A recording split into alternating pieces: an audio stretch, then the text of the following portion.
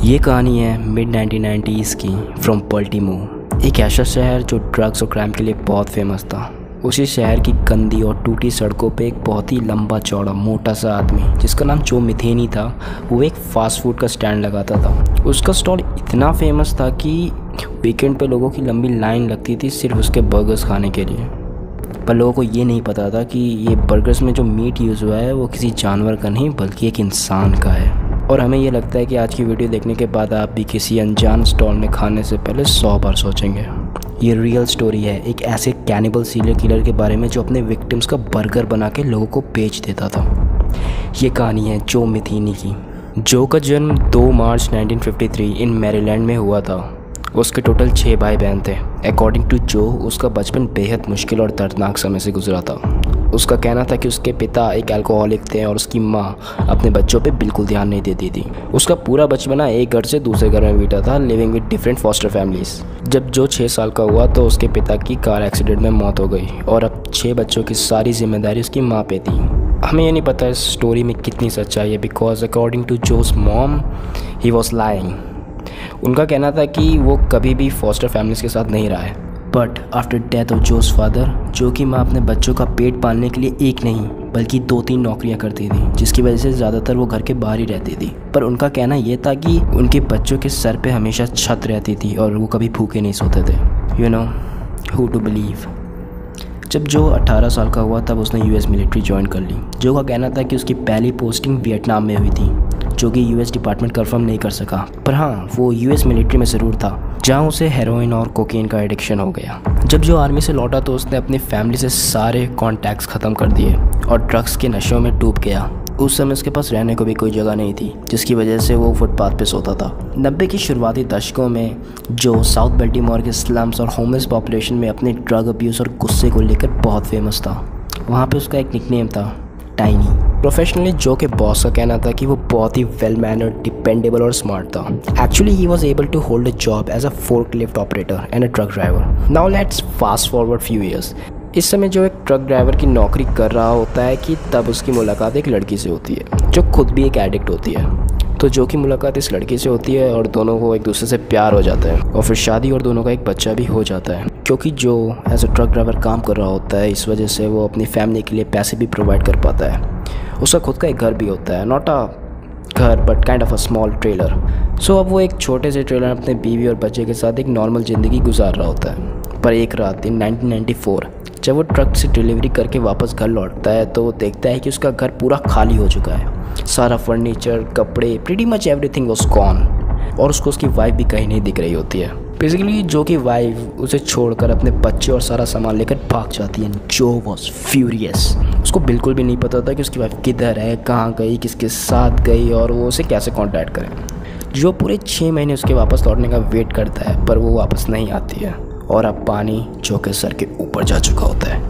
एक रात जो अपने रेगुलर ड्रग डीलर के पास क्रैक खरीदने जाता है, क्योंकि जो और उसकी वाइफ ऐसी ही होमलेस और ड्रग एडिक्ट्स की कम्युनिटीज़ में रहते थे, इस वजह से वो एक दूसरे को काफ़ी अच्छी तरह से जानते थे। तो वो ड्रग डीलर जो को ये बताता है कि उसकी वाइफ किसी दूसरे आदमी के साथ शहर के एक दूसरे कोने में लिव इन में रह रही है और as a prostitute and pimp दोनों पैसे भी कमा रहे हैं। और अभी रिसेंटली दोनों अरेस्ट भी हुए थे, जिसकी वजह से चाइल्ड सर्विसेज ने उसके बेटे को ले लिया है बिकॉज ऑफ चाइल्ड अब्यूज़। ये सुनने के बाद जो का खून खौल उठता है और वो डिसाइड करता है कि वो खुद अपने बच्चों को ढूंढेगा, उसे बचाएगा। कुछ हफ्तों तक जो अपने बच्चे और वाइफ को इधर उधर ढूंढता है, लोगों से पूछताछ करता है, सबसे पूछता है और उसको ये इन्फॉर्मेशन मिलती है कि उसकी वाइफ और उसके बॉयफ्रेंड का ब्रेकअप हो चुका है। उसकी वाइफ करेंटली एक ब्रिज के नीचे बेगर और होमलेस लोगों के साथ रहती है, जहाँ पर वो ड्रग्स करती है और एज अ प्रोस्टिट्यूट काम भी। कुछ ही घंटों के अंदर जो उस ब्रिज के नीचे पहुँच जाता है, जहाँ पर उसे इन्फॉर्मेशन मिली होती है कि उसकी वाइफ के नीचे है, उसके नीचे रहती है। उसको वहाँ पर उसकी वाइफ तो नहीं मिलती है, वहाँ पर उसको 2 होमलेस यानी कि 2 भिखारी सोते हुए मिलते हैं, जिन्हें वो जगह के ये पूछता है क्या तुमने मेरी वाइफ को देखा है, वो मेरे बेटे को लेके भाग गई है। उनको पूरी स्टोरी बताता है वगैरह वगैरह, जिसके जवाब में वो दोनों भिखारी बोलते हैं नहीं, हमने नहीं देखा, हमें कुछ नहीं पता इस बारे में। जो ऑलरेडी उस समय ड्रग्स के नशे में होता है, वो ये मानने को तैयार नहीं होता है। उसे ये पूरा यकीन होता है कि इन दोनों भिखारियों को पता है कि उसकी वाइफ कहाँ पे और वो उसे बता नहीं रहे हैं। वो अपने दिमाग में ऐसी अजीब सी मनगढ़ंत कहानियाँ बनाने लगता है कि उसकी wife has prostituted herself to them for drugs. So this just pisses him off. He was red. जो कि उसके सवालों को जवाब भी नहीं मिल रहा होता है and this really ticked him off. So I am gonna ask you a question, what do you do when you are high on drugs and really ticked off? Jo के बगल में एक कुल्हाड़ी पड़ी होती है जिसको वो उठा लेता है और उन दोनों पिकारियों के टुकड़े टुकड़े कर देता है। I mean really he chop them into pieces. जो अभी 2 मर्डर करने के बाद सांस ही ले रहा होता है कि उसको कुछ दूर पे एक प्रोस्टिट्यूट दिखाई देती है। तो जो उस प्रोस्टिट्यूट को ड्रग्स देने के बहाने ब्रिज के नीचे बुलाता है जहाँ पे उसने अभी 2 लोगों के टुकड़े करके झाड़ी में छुपाए हैं। वहाँ पहुंचकर वो उस प्रोस्टिट्यूट से सवाल करता है कि क्या तुमने मेरी वाइफ और बच्चे को देखा है? उसका जवाब होता है कि नहीं, मैंने नहीं देखा है। जो उसके जवाब से सेटिस्फाइड नहीं होता है तो वो उसको पीटना शुरू कर देता है। वो उसको तब तक घूंसे मारता है जब तक उसका सिर फट नहीं जाता और वो मर नहीं जाती। इसी तरह जो एक और प्रोस्टिट्यूट को ब्रिज के नीचे लाता है ड्रग्स देने के बहाने, उससे भी सेम सवाल करता है, उसका भी जवाब सेम होता है और जो का रिस्पॉन्स भी टेक्निकली सेम होता है। वो उसको तब तक मारता है, उसको बहुत मारता है, उसका रेप करता है और एंड में उसकी जान लेने के बाद उसकी बॉडी को म्यूटिलेट भी करता है। जो बेरहमी की सारी यादें पार कर चुका होता है, जो अपनी हैवानियत कर ही रहा होता है कि वो एक दूर खड़े मछुआरे को नोटिस करता है, जो श्योर नहीं होता है कि उस मछुआरे ने उसे रेप और मर्डर करते हुए देखा है कि नहीं, बट वो कोई रिस्क लेना नहीं चाहता है। तो जो डिसाइड करता है कि उसने इतने मर्डर ऑलरेडी कर ही दिए हैं, क्यों ना एक और सही। अब ये क्लियर नहीं है कि उस मछुआरे ने क्राइम विटनेस किया था कि नहीं। जो पास में ही पड़े एक स्टील पाइप को उठाता है और सीधा उस मछुआरे के सिर पे मार देता है, किलिंग हिम इंस्टेंटली। आपको क्या पता है जो ने कन्फेशन में क्या कहा था? He said and I quote, "It was a very busy night. 5 murders within about 7 hours." Psycho। तभी ब्रिज के आसपास थोड़ी चहल पहल शुरू हो जाती है। जो को लोगों के आने की आवाज़ें आना शुरू हो जाती हैं। घबराहट में वो जल्दी जल्दी क्राइम सीन को साफ करना शुरू कर देता है। जो एक भिखारी और प्रोस्टिट्यूट की लाश को झाड़ियों में छिपा देता है और दूसरे भिखारी की लाश बाहर एक मैट्रेस पे छोड़ देता है, पर उसका कटा हुआ सर जरूर दफना देता है और बाकी बची हुई लाशों के पैरों में पत्थर बांधकर उन्हें नदी में डुबा देता है। He tries his best to clean up the crime scene, but he heard more people coming, so वो डिसाइड करता है कि यहाँ से भागने में ही भलाई है। इस हादसे के बाद जो के मुंह खून लग चुका होता है, उसे मर्डर करने में वो रश, वो मज़ा आने लगता है। उसने ये चीज़ एक कन्फेशन में भी डिस्क्राइब करी थी कि that how he started enjoying murder after that incident. 2 हफ्तों बाद पुलिस को झाड़ियों में 2 लाशें मिल गई और उन्होंने ब्लड ट्रेल को भी जो तक ट्रेस कर लिया और उसे उठाकर सीधा जेल फेंक दिया। पर इनफ एविडेंस ना मिल पाने की वजह से जो को 18 महीने बाद ही जेल से छोड़ दिया गया। अब आप सोच रहे होंगे कि जेल में 18 महीने बिताने के बाद जो सुधर गया होगा, उसको समझ आ गई होगी कि मर्डर गलत चीज़ है, पर ऐसा कुछ नहीं हुआ। Once a killer, always a killer, or let me correct myself, once a serial killer, always a serial killer. Now Joe was a free man. उसको उसकी पुरानी जॉब भी वापस मिल गई as a forklift operator at Joe Stein and Son Pallet Company. उस company का मालिक इतना दयालु था कि उसने जो को फैक्ट्री के अंदर एक ट्रेलर में रहने के लिए अलाउ भी कर दिया और यहाँ तक कि उसने जो को फैक्ट्री की चाबियाँ तक दे दी ताकि जो फैक्ट्री का ध्यान रखे और उसमें कोई चोर ना घुस पाए। जो ने कन्फेशन में खुद कहा था, the company was on a dead end road and was very isolated. It was a perfect place for what I wanted to do.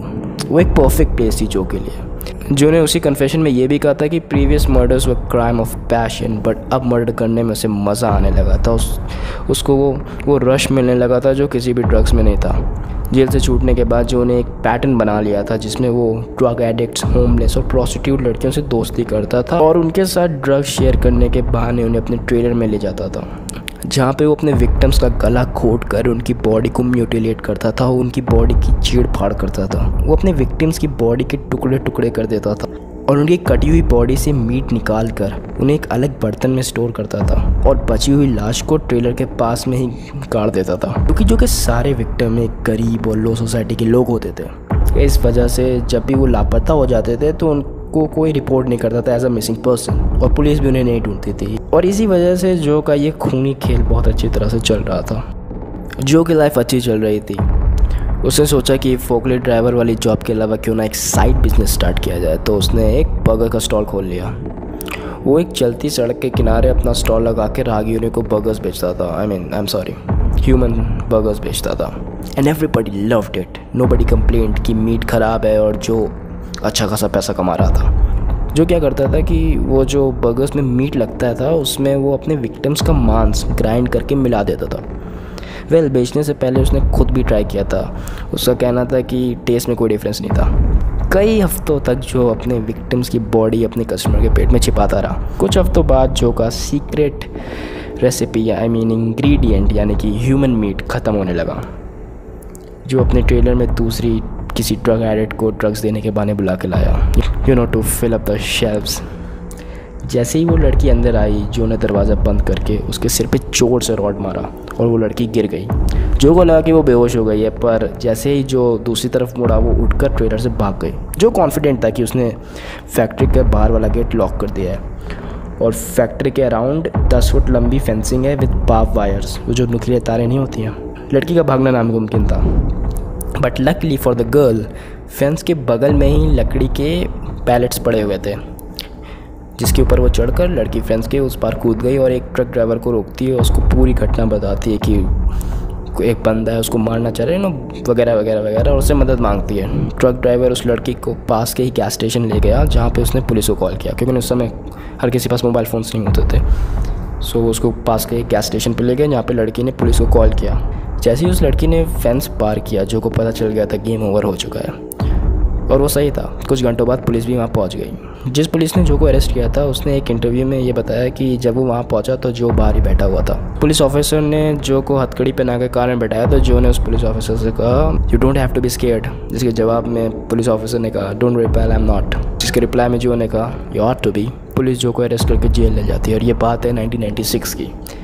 जो एक लंबा चौड़ा कन्फेशन पुलिस को देता है। Obviously he was found guilty और उसको मौत की सज़ा सुना दी जाती है, बट 2000s में उसकी डेथ सेंटेंस को उम्र कैद में चेंज कर दिया जाता है। आपके ओपिनियन में क्या सही है ऐसे दानव के लिए, डेथ और लाइफ इम्प्रिजमेंट?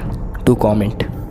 जो ने खुद फॉर्मली रिक्वेस्ट किया था कि उसको उम्र कैद नहीं बल्कि मौत की सज़ा दी जाए। He said and I quote, the words I am sorry will never come out for they would be a lie. I am more than willing to give up my life for what I have done to have God judge me and send me to hell for eternity. एक interrogation के दौरान जो ने police officer से ये कहा था, I quote, The only thing I feel bad about in any of this is I didn't get to murder the two motherfucker I was really after. That's my ex-lady and the bastard she hooked up with. And this is the story of Joe Metheny. And here is an end message from Joe Metheny. He said, and I quote, So the next time you're riding down the road and you happen to see an open pit beef stand that you have never seen before, make sure you think about this story before you take a bite of that sandwich. Sometimes you never know who you may be eating. Ha ha. Thank you for watching this video. If you enjoyed, please subscribe to our channel, give us a thumbs up and support us on Patreon. And please do leave a comment, it really helps the YouTube algorithm. Thank you.